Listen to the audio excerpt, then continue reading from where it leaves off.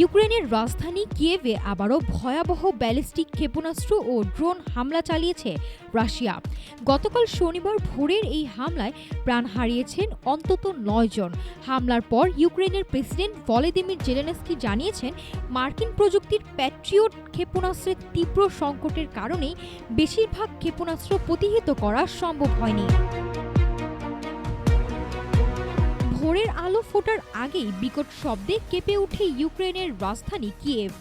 একের পর এক রুশ ব্যালিস্টিক ক্ষেপণাস্ত্র আছড়ে পড়ে বসতবাড়ি ও গুরুত্বপূর্ণ স্থাপনায়। এই হামলায় অন্তত ৯ জন নিহত হওয়ার পাশাপাশি আহত হয়েছেন আরও অনেকে।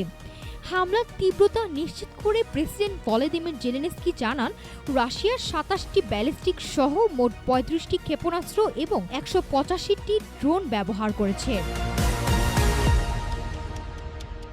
আকাশ প্রতিরক্ষা ব্যবস্থা প্রস্তুত থাকলেও প্যাট্রিয়ট মিসাইলের অভাবে আকাশেই ধ্বংস করা সম্ভব হয়নি বেশিরভাগ ক্ষেপণাস্ত্র। এদিকে কিয়েভের এই দুর্যোগের মধ্যে সামরিক সহায়তা নিয়ে মার্কিন যুক্তরাষ্ট্রের দিক থেকে এসেছে উদ্বেগের খবর। ইউক্রেনকে নিজ দেশে প্যাট্রিয়ট ক্ষেপণাস্ত্র তৈরির অনুমতি দেওয়ার বিষয়ে ওয়াশিংটন এখনো কোনো সবুজ সংকেত দেয়নি।